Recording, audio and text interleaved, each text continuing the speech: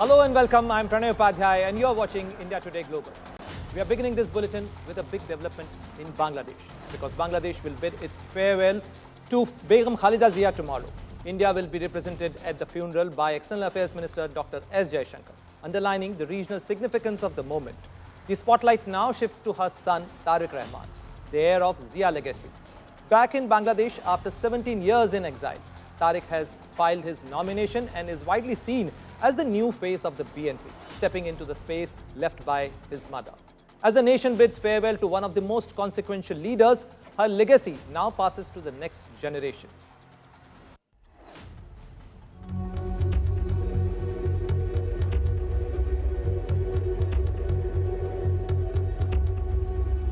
Bangladesh has lost one of its most consequential political figures. Begum Khaleda Zia is no more. The country's first woman prime minister and a leader who dominated its politics for more than 3 decades has passed away, closing a defining chapter in Bangladesh's turbulent democracy. Her life in politics was defined by one enduring rivalry: Khaleda Zia versus Sheikh Hasina. Two women locked in a bitter struggle for power that shaped Bangladesh's political destiny. Known as the Battle of the Begums, their feud paralyzed governance, fueled mass protests, and polarized the nation.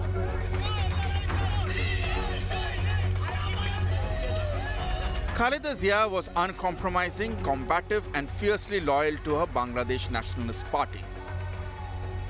As Prime Minister from 91 to 96 and 2001 to 2006, she alternated power with Sheikh Hasina, turning politics into a cycle of confrontation and counter-confrontation.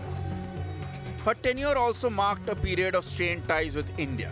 Unlike her rival Sheikh Hasina, Khaleda Zia's BNP took a tougher stance with New Delhi. The relationship remained uneasy, shaped by mutual distrust and sharp diplomatic friction. Upon her passing, Prime Minister Modi expressed his condolences, stating that Zia would be remembered for her contributions to the development of Bangladesh and for strengthening Indo-Bangladesh ties. But Khaleda Zia was not born into politics. Born in 1945 in Dinajpur, she was married young to Ziaur Rahman, a liberation war hero who later became president. His assassination in 1981 changed her life forever. Reluctant at first, Khaleda stepped into public life, eventually taking over the BNP and leading the fight against military rule. In 91, she scripted history by becoming Bangladesh's first woman prime minister. Her later years were dominated by legal battles, jail terms, and prolonged illness. But even as her health failed, her political influence endured. That influence now rests with her son Tariq Rahman, who just recently returned to Bangladesh after 17 years of exile. The acting chief of the BNP, Tariq is widely seen as the party's prime ministerial face of the future and the heir to the Zia legacy. Her voice may have gone silent, but her legacy looks set to continue through the likely next leader of Bangladesh. Bureau Report, India Today.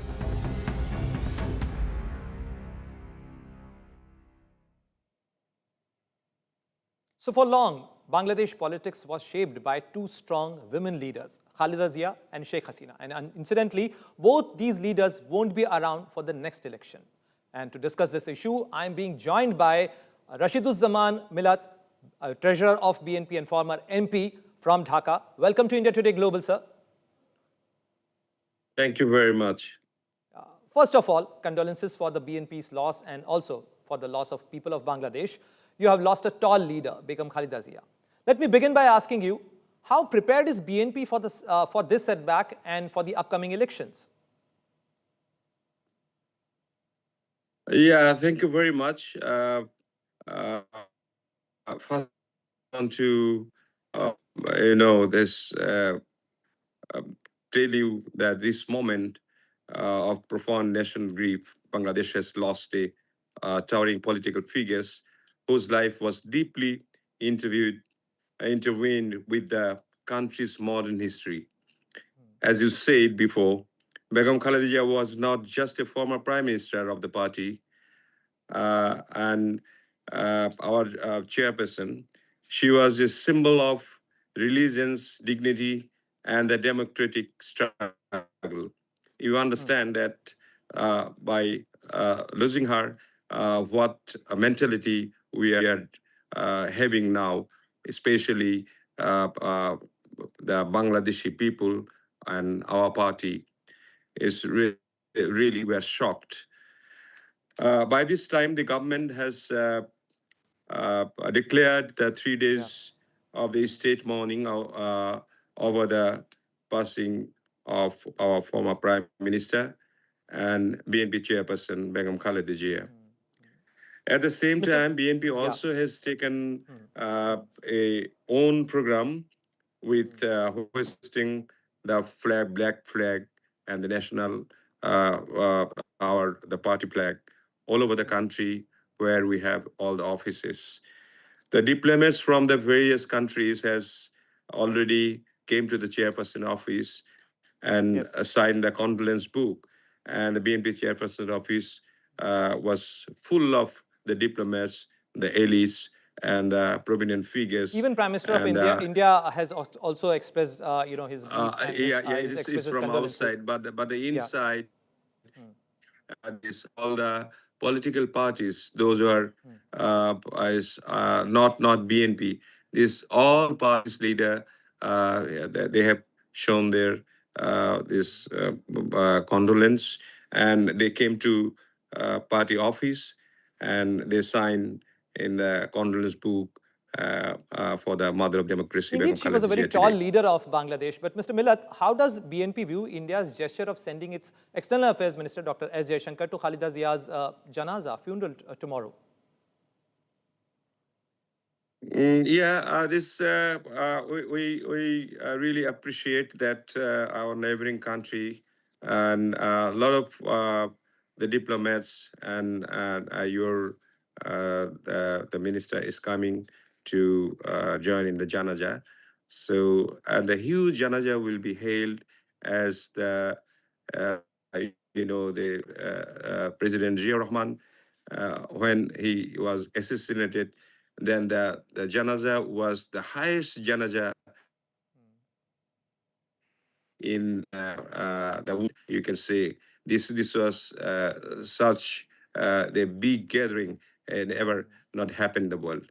At the same time, we hope that all the the foreign minister and the other from the other country also there are people coming, and this government interim government all of the members will be there, and But Mr. Milad, let's talk about the prevailing from situation also, because recently we have seen increase in violent incidents in Bangladesh. How assured are you about the fairness of the election, and what are your expectations from the interim administration to ensure a free and fair election in Bangladesh?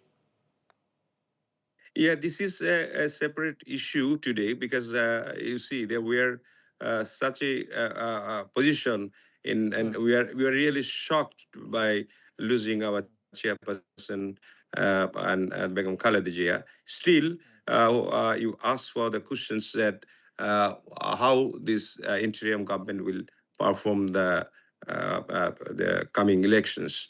I hope they are preparing themselves, although the interim government couldn't perform the the situation of uh, our what I should say, the law and order situation was not that good, but still we're thinking the people are were, waiting for the elections for last 17 years, and they're taking their measures themselves that they will go for poll stations and they will have own security. Sure, people It are will having be great very expectation from nice these to elections. Yeah, but Mr. Milad, poll after Mr. 17 Tariq years. Rahman, when he landed in Yeah, Dhaka yeah. on 25th of December, Mr. Tariq Rahman has said that he has come to Dhaka with a plan. So, what is BNP's plan? What is Mr. Tariq Rahman's plan to revitalize party as well as country?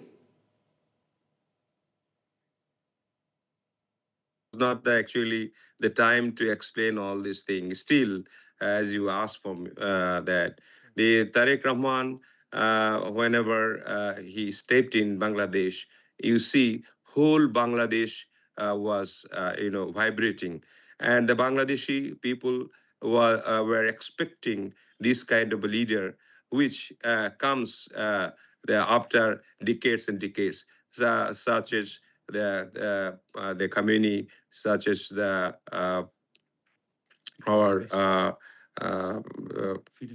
Fidel Castro, and this the black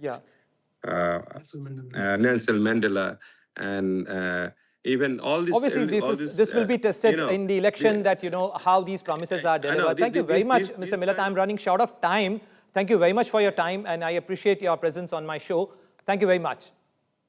And thank you very much. Thank you. Thank you. And moving on, let's talk about Russia-Ukraine war as well, because Russia claimed that Ukraine has launched a large drone attack on President Vladimir Putin's residence in Novgorod, calling it a terrorist act, aiming at derailing the peace talks, a charge Kiev strongly denied. The incident followed talks between Ukrainian President Volodymyr Zelensky and US President Donald Trump, who said he was angry after being informed by President Putin. Prime Minister Narendra Modi also expressed his concern over the attack, and Mahashweta Lala with more in this report. After Zelensky met US President Donald Trump at Mar-a-Lago in Florida, news of strike on Russian President Vladimir Putin's residence came in. Russia claimed that 91 long-range Ukraine drones attempted to strike a residence of President Putin in Novgorod Oblast, north of Moscow. On the night of December 28th to 29th, 2025, the Kyiv regime launched a terrorist attack using 91 long-range strike UAVs on the state residence of the President of the Russian Federation of the Novgorod region. All UAVs were destroyed by air defense systems of the Russian armed forces. There were no reports of casualties or damage from UAV debris. We would like to point out that this attack took place during intensive negotiations between Russia and the United States to resolve the Ukrainian conflict. But Zelensky denied claims of any such attack, calling it a lie of Russia.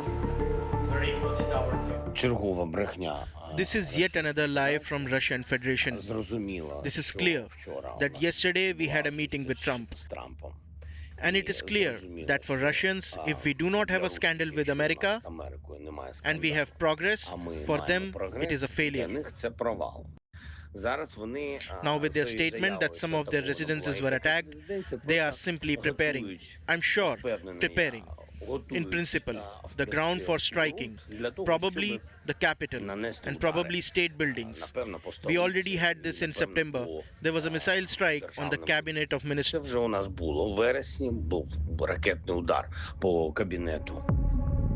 Russia calls the attack in Novgorod a terrorist act, aiming at disrupting the ongoing Russia-Ukraine peace talks. The attack has also prompted Russia for stronger diplomatic and military consequences.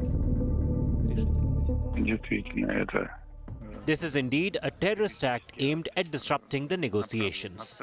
It is directed not only personally against President Putin, and here I would like to recall Zelensky's Christmas address and what he said about Putin, but also against Trump. It is aimed to undermine President Trump's efforts to advance a peaceful settlement of the conflict in Ukraine. The diplomatic consequences of these actions by the Kyiv regime will be a tougher negotiating position of the Russian Federation. As for the military consequences, our military knows how and when to respond.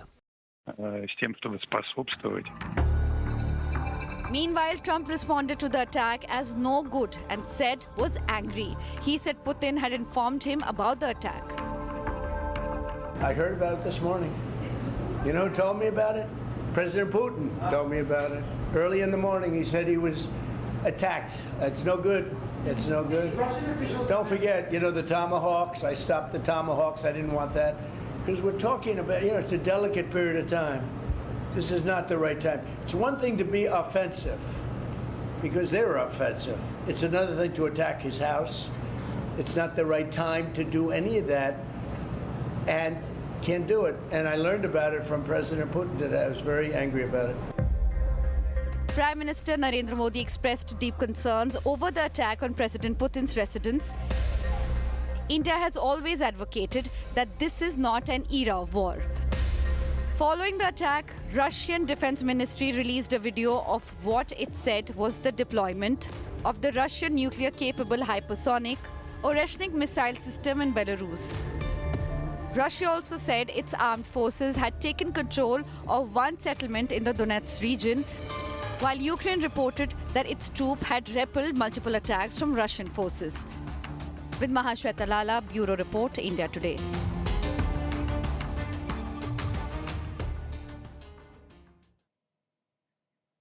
And now let's talk about another tension which is brewing in the Indo-Pacific region. China's PLA's Eastern Theater Command continued its Justice Mission 2025 live fire drill around Taiwan. Releasing footage show that the air, naval and rocket forces simulating strikes on strategic targets. The exercise involved coordinated air-sea operations, long-range rocket launches and anti-air and anti-submarine drills aimed at testing blockade and joint combat capabilities around the island.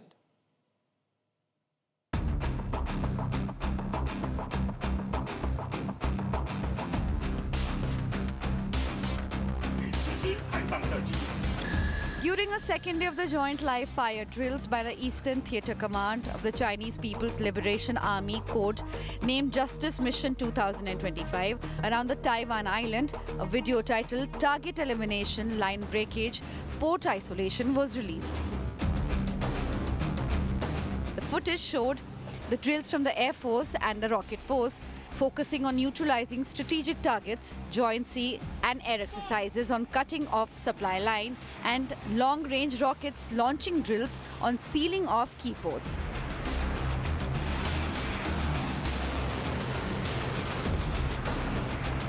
The Theatre Command said multiple destroyers, frigates, fighters and bombers are being employed on subjects of identification and verification, warning and expulsion, stimulator strikes, assault on maritime targets, as well as anti-air and anti-submarine operations to the north and south of the Taiwan island.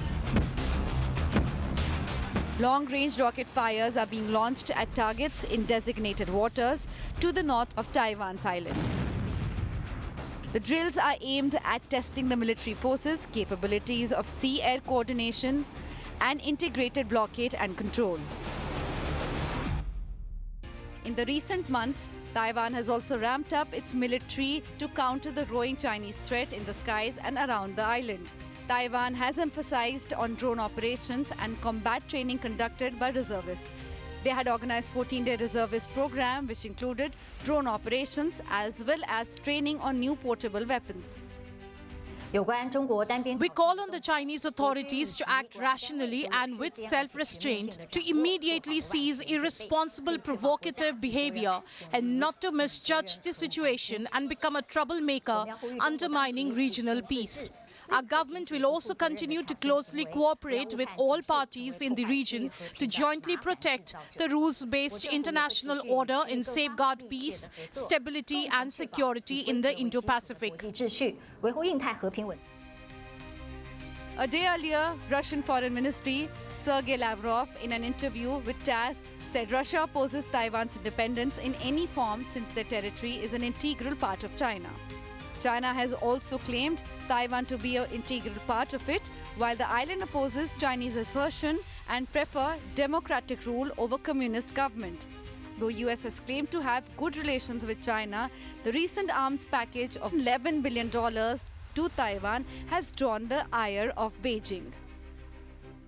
The Taiwan issue is the core of China's core interest, and China's resolve to safeguard national sovereignty, security and territorial integrity is unwavering.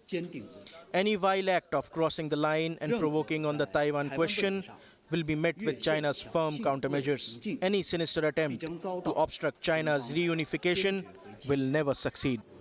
The drill also comes amid tensions with Japan.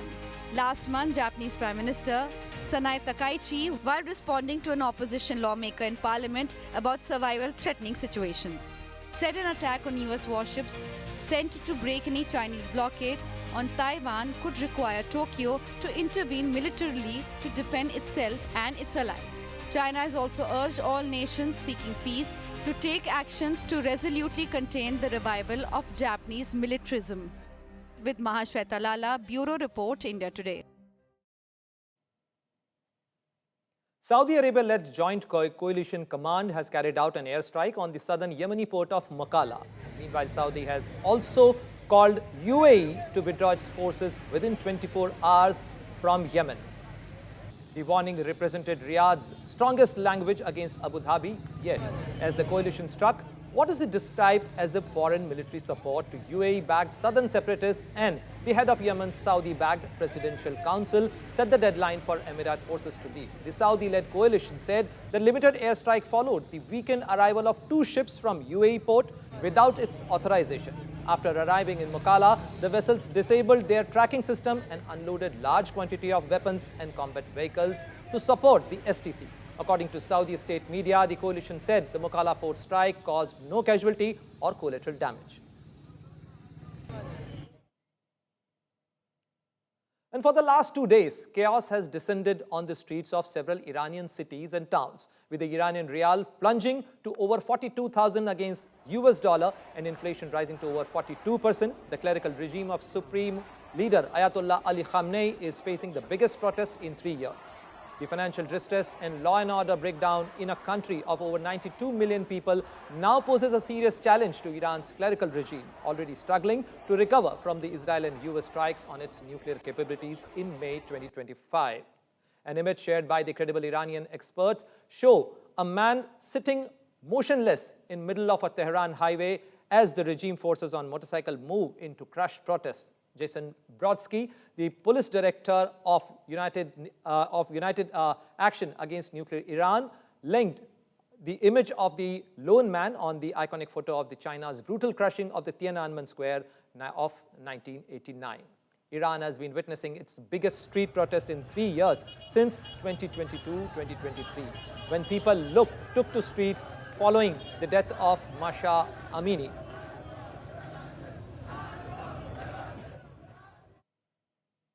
And talks between US President Donald Trump and Israeli Prime Minister Benjamin Netanyahu in Gaza were briefly overshadowed by a hot mic moment in which Trump expressed frustration that his diplomatic effort had not been recognized. The exchange occurred as Trump sat down to lunch with Netanyahu and their delegation during talks focused on Gaza. In a clip that went viral, Trump can be heard ranting that his efforts had gone unrewarded. The US president listed what he claimed were his conflict resolution success. Moments later, spotting reporters nearby, Trump abruptly switched tone before praising the meeting as productive and ushering the press out. We've already settled about 3 of the difficulties. And Trump also revived the repeated claim that he helped the diffuse tension between India and Pakistan during Operation Sindoor. Since May, he has repeatedly said Washington played a key role in securing a full and immediate ceasefire between the 2 countries during the conflict that triggered by the Pahalgam terror attack. India has firmly rejected Trump's version. New Delhi has said that the understanding on ending hostilities followed direct talks between the 2 military Director General of Military Operations, not by any third-party mediation. But to both of them, I said, we're going to cut you off, no more trade. Then I put 200% tariffs on. The next day they called. We looked. 35 years of fighting, and they stopped. Do I get credit for it? No. They gave me. I did 8 of them. India. How about India and Pakistan? And then, so I did 8 of them. And then I'll tell you the rest of it. How are you doing? Okay? You going to all be outside, the beautiful sun? Good. Enjoy your lunch. It's a very good group. We've made a lot of progress already. We had about a 5-minute meeting, and we've already settled about 3 of the difficulties. So thank you very much for being here. Thank you, Press. Thank you, Press. Thank you, Press. Thank you, Press. Thank you.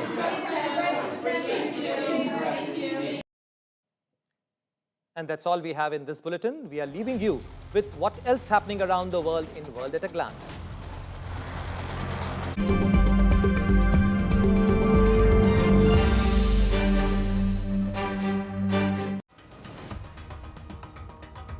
Snow fell overnight in upstate New York, Syracuse, as the National Weather Service issued a winter storm warning until New Year's Eve.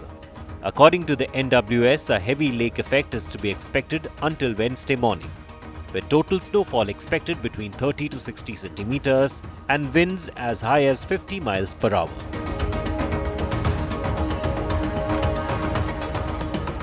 Eurostar has cancelled all services due to major disruption in the Channel Tunnel. It says there is a problem with the overhead power supply and a subsequent failed Le Shuttle train. Le Shuttle, which carries road vehicle and passengers through the tunnel, is also warning of disruption.